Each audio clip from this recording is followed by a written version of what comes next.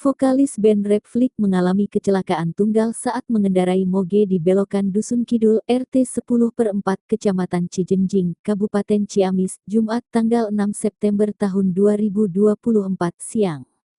Pasca kecelakaan, beredar video amatir moge yang dikendarai Ruri mengalami kerusakan parah setelah menabrak batu besar di pinggir jalan.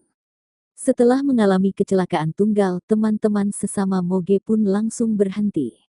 Kemudian dibantu warga setempat mengevakuasi Ruri. Sebuah mobil pikap di pinggir jalan dihentikan untuk membawa korban ke rumah sakit. Menurut informasi, korban sempat dibawa ke RSOP Ciamis yang kemudian dirujuk ke RSHS Bandung. Kabar Ruri mengalami kecelakaan tunggal dibenarkan oleh manajer Rap Flik, Denny Bagong. Denny belum bisa membeberkan detail kondisi Ruri pasca mengalami kecelakaan tunggal itu. Kendati begitu, Denny menyebut Ruri sudah dibawa ke rumah sakit dan ditangani oleh dokter. Kabar terakhir, Mas Ruri insya Allah enggak apa-apa. Abis diberi obat, langsung istirahat, kata Denny lagi. Lebih lanjut, Denny berdoa agar kondisi Ruri benar baik-baik saja.